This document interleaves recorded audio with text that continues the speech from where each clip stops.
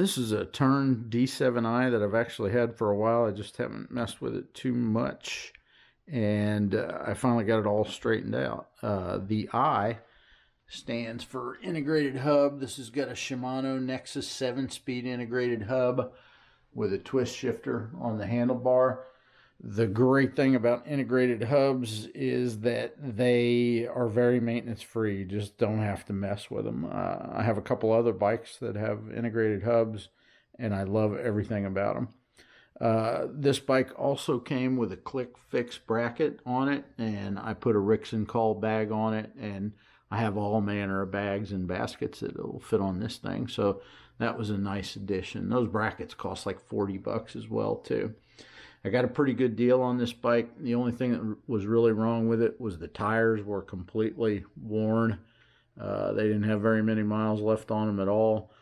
I bought some brand new 20x2 Schwalbe Big Apple tires, and I put brand new tires front and back, and they're nice looking now. Like I'm in good shape, got good tread. Everything else on the bike was okay, except the brakes. Whoever had this bike before me tried to do some brake work and adjustment, and the brakes were out of control.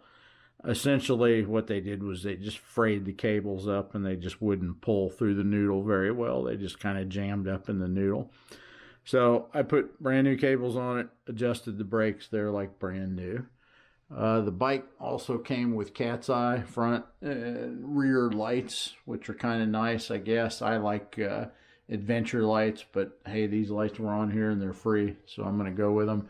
I put a saddle bag and I put a biologic saddle on here. I didn't like the saddle that was on the bike, and I didn't like the grips. I changed the grips, and I don't really like those either. The bike also came with a mirror, and I'd either have to mod that grip or something. I do kind of like that mirror on there, so I'm going to put it back, but I got to put some new grips on as well. They're on order.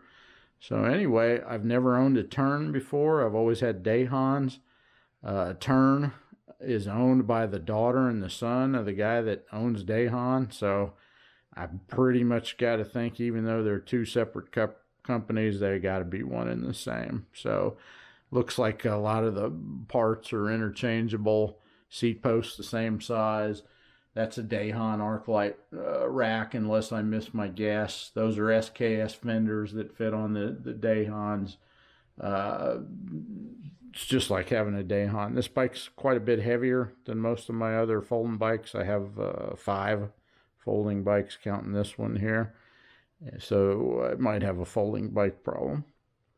So anyway, hope you enjoyed the little tour around my brand new bike.